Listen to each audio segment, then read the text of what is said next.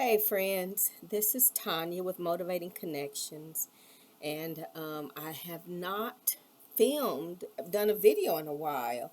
I've got lots of stuff that I intend to do and intend to make a video because so many things come up that I just want to share about things I've learned and things that I'm going through. But as I think I've shared before in past videos, I am working on healing, being healed and made whole.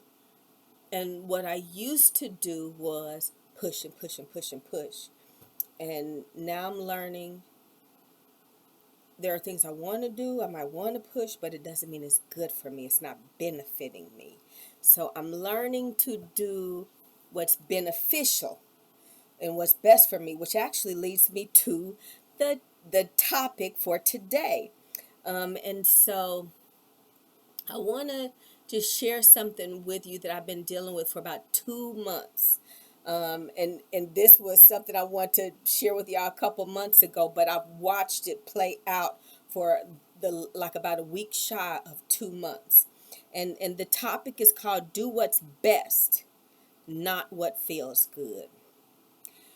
Do what's best and not what feels good. And there are so many directions I could go with this, but there was something in particular because I really saw just how much at times I want to do what feels good and what's comfortable to me.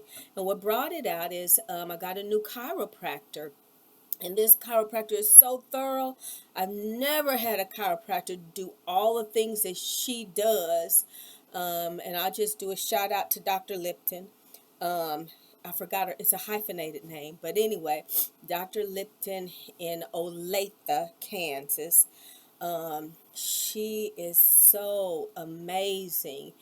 And she's like really been working my body, and I just feel as I'm listening to her and the things she's telling me to do and the things that she's doing, not just doing an adjustment, like my body is lining up and getting in shape. And a lot has to do with me doing what's best and not what feels good or what's comfortable. So after my first meeting with her about 2 months ago, she said, you need to stop crossing your legs because that's keeping your spine out of alignment. And like my leg would end up one leg being shorter than another. I've been dealing with this for some years, but I didn't know what it was because I don't remember anybody telling me that before. But she was like, do not cross your legs. And so I was thinking, dang, I always cross my legs. If they're not crossed at the knees, they crossed at the ankles because that's what I was taught. That helps me to keep my legs closed. And that's what I learned as a little girl, that it's just part of, not courtesy, I forget what the word is. But at any rate, it's just what you do as a woman, as a girl. That's just the etiquette. That's the word, etiquette. Cross your legs at the knees or cross your legs at the ankles. So when she told me that, I was like, okay. So I get home, and my job is mostly, a lot of it is sitting down working at the computer. So when I'm sitting down working the computer, I cross those legs because it feels good. So I noticed I just would cross my legs. I was like, oh, uncross your legs. Literally, the first day that I started working on this, I remember sitting within a 5-minute period, cross and uncross my legs 20 times or more. I didn't know how much I was crossing my legs. And if I don't cross them at the knees, sometimes I just want to put one leg on top of the other leg to where my ankle is resting on my knee. It's like, it's so comfortable. And so I just remember like 2 months ago when I started this, I would have like some fights with myself, feeling like, oh, I'm going to cross my legs anyway. And then it would be like, why are you crossing your legs? Because that's not what you're supposed to do. So I was having these out and out arguments with myself. Well, hundreds of times I dealt with it until 3 weeks later I went to see her again. When I went to her again, she mentioned it. So you crossing your legs? You still working? I said yes. I'm having fights with myself, and it takes a lot. And all throughout the day, all day long, I am having to uncross my legs. It's like I automatically cross them, and I go, oh, uncross them, uncross them, uncross them. Throughout the day, numerous times, all these weeks is what I had told her 3 weeks later. So she's doing the work, she's massaging, she's doing all these things. Then she's like, oh, I can tell your leg muscles are looser. I can tell that you really are working on that. So I was thinking, dang, like my mind kind of thought like she probably didn't believe me. Um, and then it was like, well, good thing I'm really working on it, because if I wasn't working on it, she would have been able to tell, and I wouldn't have known she would be able to tell, because I didn't have no clue. She could tell in the tightness of my muscles whether or not I was really practicing keeping them uncrossed or not. So after she told me that, I was like, dang, like she can really tell. So I'm really gonna keep working on it. But so now I'm in my, let me see, I've had this the third, so another 3 weeks passed, and then I'm in another set. So like I said, it's almost been 2 months since she first told me, and y'all, it's still a struggle. It, for some reason, it's a little bit easier at home. Um, and maybe because of how my table is, it's like easy because I've got this bar under, these bars that go underneath, to where I can just stick my feet underneath it, and it just keeps my feet together. But when I'm at work, there's nothing underneath my desk, and it's like I literally be trying to cross them at the knees, and it's like it's harder for me, at work, but I still keep working at it. So as I've been really paying attention to like, sometimes I just, and I even says, I'm just going, what difference is it? I'm just going to go ahead and do, and when I do it, it's like I feel the conviction say, don't do it, uncross your legs. So after a couple seconds, and this was like in the first 3 weeks, so it made me think of times when I knew I wasn't supposed to do some things and I did. So for example, just to say, even having premarital sex. Oh my gosh, you see me scratching my face, so it must be a sign of the uncomfortableness. But I had made it up in my mind that I didn't want to have sex before I got married. And long story short, messing with the wrong guy, different things, thinking that love, because I had so many insecurities, love was that's the way I could get love, and that's why I could keep the guy. So and then like doing it over and over. So it was like it wasn't best for me, but I did it because it felt good. It like met the need of me keeping him, or made me feel loved, or made me feel all these things, but it wasn't best because God set it in place for us to have sex in marriage. Yes, nowadays people say, well, if you're in a committed relationship, it's okay. Or some people nowadays, it's even more so, just because you want to have sex, you should have sex. But the reason God set it apart for marriage, because he knew that's when you would be safe. You would be safe if you were in a marriage relationship, the way marriage was a long time ago, where it was a covenant and there was no out. Now people just easily get divorces, but God had it in mind for one spouse for life, where you could be safe. And then because you'd be safe and you could have safe there, you could be open, you could be vulnerable. You didn't have to be afraid of disease. You didn't have to be afraid of being left. You didn't have to be afraid of how they was going to treat you. And because sex is such a vulnerable, intimate act, with becoming one and an exchange of spirits and souls and body and union, that's why God had it like in mind just in marriage. So me having sex before marriage, and well, might as well, the first, well, there was one more guy before my husband. I mean, he just, I knew that it wasn't right, but I opened myself up to so many more insecurities in this relationship that wasn't good, because it was a threat he was going to leave me and all these things. And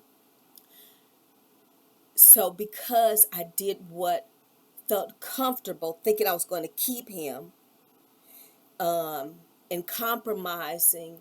I didn't do what's best, so I didn't keep myself in that safe space, and ran the risk of getting diseases and sexually transmitted disease, all these different things, and then the relationship didn't last. I did the same thing with my former husband, thinking, well, this is how I get love. The old message playing in my head, he gonna leave me, yada yada yada,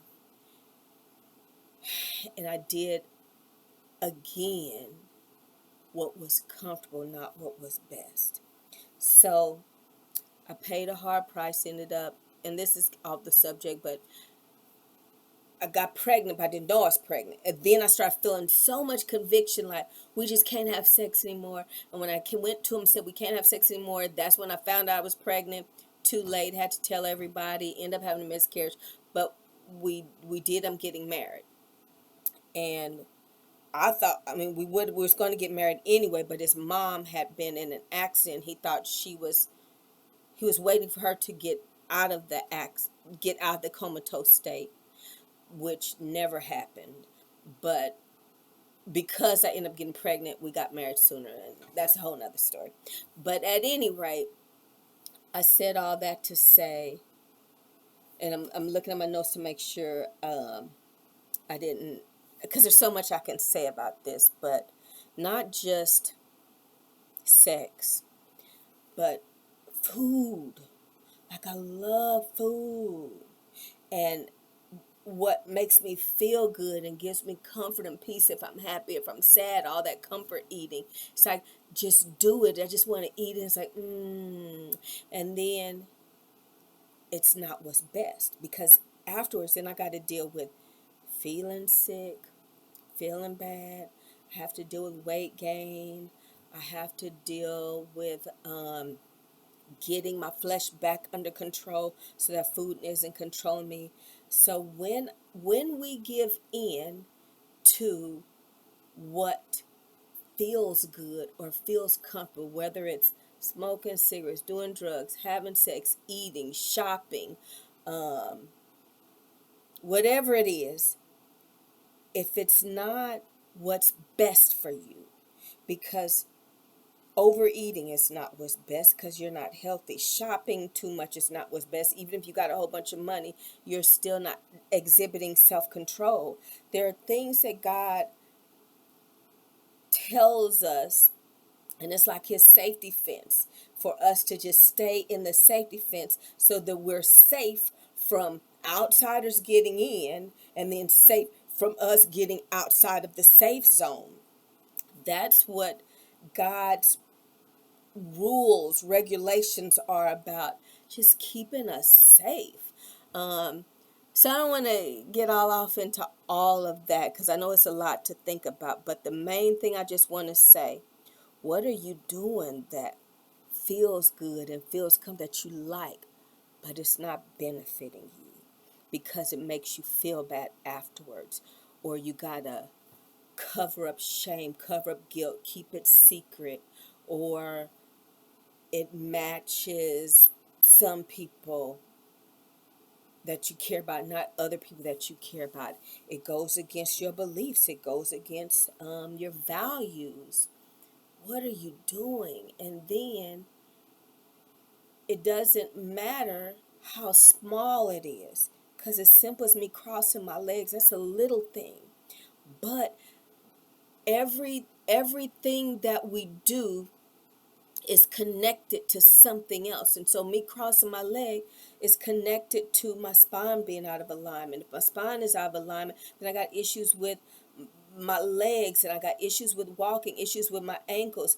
And believe your spine is connected to every body system, everything in your body. So what seems disconnected is connected, even just like sex. It seems like it's nothing. You have sex with this one person. What does that have to do with anybody else? Well, that's a lot, because if your soul, your spirit is connected with this person over there that has moved on, then that's a piece of you that's gone over there that you can't give to the next person, or maybe even you're not even able to give to your family members because you've got this wound or this hurt or just this disconnect, or just having the piece missing because it's with somebody else that's no longer with you. And I don't care how people try to pretend that sex is nothing but an act just to feel good.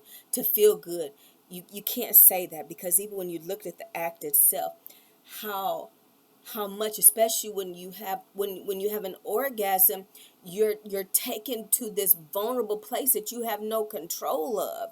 And so in that, having no control, you're giving a piece of your innermost personal self to somebody else. I didn't mean to get off into all of that, but it really is something to think about. And I even think about those people who've turned off their emotions and they just have sex just to have sex because it's a way to connect. Maybe it's a way to get money. Maybe it's a way to for a man, or it could be a woman too, to usurp authority over somebody, or just to get off, get your jollies. Whatever it is, there are still ripple effects, because if it's the case just to get money and turn off your emotions, then you're not connecting, so you're still missing out. And if you're not connecting and part of you shut off, then something else is shut off somewhere else. So there's just a lot that's connected to that. And if we're really honest with ourselves, like really, really honest, and you ask yourself about some things that you're doing for come, because I like it, because this is what I want to do, whether you believe in God or not. If it's not benefiting you, benefiting meaning making you where you're feeling loved and valued. I'm not talking power. See, sometimes people can feel power from having things that are not best for them. They feel a sense of power, but they don't feel love. They don't feel valued. They don't feel affirmed and appreciated, the stuff that counts at the core. So I just challenge you, friend, to ask yourself, whatever it is, whatever your age is, are you doing what's best for you? Or are you doing what's feeling good? We can even say it's somebody in school age. Because I can think of times that I wanted to cheat, or even times when I stole when I was in school age. You doing what feels good to cheat or to copy or to have somebody do your work for you, but it's not best, because that means you didn't learn it yourself. And it means that even if you've shut off your emotions to say, I don't care, at least I got the good grade, that still says something about you. It says that you're not valuing yourself. And I don't want to go into all of that, but it doesn't matter the age, whether you're senior citizen. What things are you doing that's comfortable but not best? Middle age, what are you doing that's comfortable, that feels good but not best? If you're really young, what are you doing that you like to do but you know it's not best, it's not bringing value to your life? Okay, so I'm going to say, and I will say one more thing. So, my time is getting up. I do want to add this. So, in that same meeting, she said, you need to change your shoes. So I changed my shoes. I just got a bunch. I mean, you just got me some new shoes, and I hadn't bought shoes in years. And I just bought these little cute flat shoes. I got a couple pair of them. Then I got like tennis shoes, and then I got a couple pair of some other shoes. Then I just start what she said, because you don't have any arches. Your arches have dropped, and you need arch support. So it's like, I'm gonna wear my shoes. That's what I'm thinking. But then this is doing what's comfortable, what feels good, because I'm paid for them, but it's not what's best. I'm ready to pay the price. I don't care. I'm gonna wear my shoes. Then I was like, but what sense does that make? So I stopped wearing all the shoes except for the ones that I knew that provided, like the tennis shoes. She said tennis shoes are good, had arch support, and she told me some kinds to get. So I went to the shoe store and I found these little plantar fasciitis arch supports and things that help with your arches that I put in my new shoes So I was able to wear them, but I only got like had a rotation like about 4 pair of shoes. Now anybody that knows me from a long time ago, I had lots and lots and lots of shoes, which I gave away. Then I still have a significant amount, which is a lot of shoes. And it's like, I can't even wear them anymore. And I gave some of those away. Then there's some more that I'm going to give away because I only got like a few pair. So I've been wearing them. And then I noticed, let me see. So two months ago was when I first went. She told me, and I've really been changing. I have not been wearing the wrong shoes.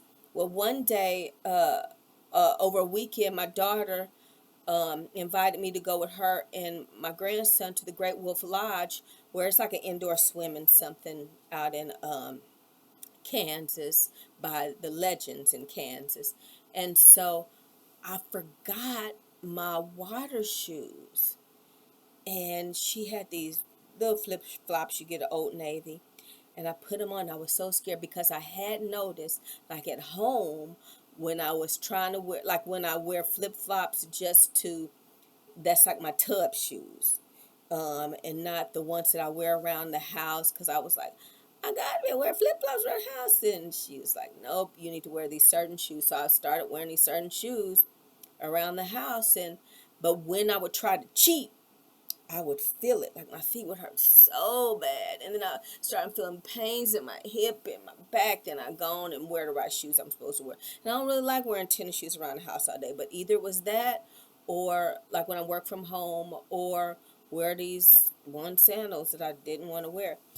But when I would go from the get my bedroom to the tub, then I was wearing these flat shoes that had no arch because they was just my tub shoes, and I could feel it. Well, back to the Great Wolf Lodge, I forgot my shoes, and I had these little Old Navy flip flops, cheap little flip flops, and y'all, my feet didn't hurt because for about a month I was working doing these arch exercises. I was wearing the right shoes. I was doing what I was supposed to. It was like my feet started getting stronger, and I was able to wear these shoes for like 4 hours, walk around. Well, some of the time I couldn't wear the shoes because a lot of the times we was just in the water. So walked around with no shoes, and before I couldn't do that. My feet would be hurting, my back would be hurting, my hip would be hurting. So I'm saying all that to say, when we make the choice to do what's right or what's best, we reap a good consequence. Something good comes from it. I stopped crossing my legs. My muscles started getting better. And after 2 months, she was like the first. So after I saw the first time, my legs was about like an inch and a half shorter, almost 2 inches. I forgot what she said. Then I went back the next time. She's like, yeah, well, it's better, but it's like an inch shorter than the other. Then I went back the third time. She's like, they're even. See, my legs was even. I know I've been having less problems, even less digestive problems, less distension of my stomach, all these things because I'm doing what I'm supposed to do. And physically, my body is like getting stronger. And just because I'm choosing not to cross my legs and choosing to do things she told me to do and choosing to wear the right shoes, and in choosing to wear the right shoes, I was able to take a day where I had no choice and wear bad shoes or no shoes, and it didn't even affect me. So I'm saying we can either do what feels good and it's comfortable, it's not its best, and that's all we're gonna get. But we're gonna pay some consequences down the line. Or we can do what's best, and then we have some, not consequence, some discomfort, but down the line we're getting all kind of good rewards from it. So friends, I just want to say, do what's best, not what feels good or just what you like or what's comfortable, because in the end you're going to just see so many good things that come from it. Oh God, I just pray, Lord, that I said what you wanted me to say the way you'd have me to say it, because my head is thinking of so many things. But I just pray that you would get the point across to each individual person of things that needs to change, so that that each of us can see every time we're doing something that's not best, and we can make a shift, and we help us to even realize when we don't make the shift to see the consequences, the stuff that's not good. Help us to make connections whether we want to or not, and then help us also to see when we do make the choice of doing what's best, the rewards, the good things that come, the blessings that come. So Father, bless all my brothers and sisters. Help all of us, Lord, so that we can just make the changes that need to be made, so we can live lives the way you would have us to live, that's full of abundance. You came so that we can have and enjoy life and live it to the full. And that's what it's about when we make the choice to do what's best so that we can enjoy our lives and live them to the full. So I speak a blessing, Lord, a blessing over all of us, that we will be shifted, we will be changed to do better, to make the best choice. And we'll see when we make the wrong choices. We'll be aware of it. So I speak a blessing over us. Have your way, Holy Spirit, in each of us. In the name of Jesus I pray. Amen. All right, friends, this is Tanya with Motivating Connection signing off. And I do have a part 2 to this, because there's a whole nother something else that's connected with that. Bless you, my friends. Signing off.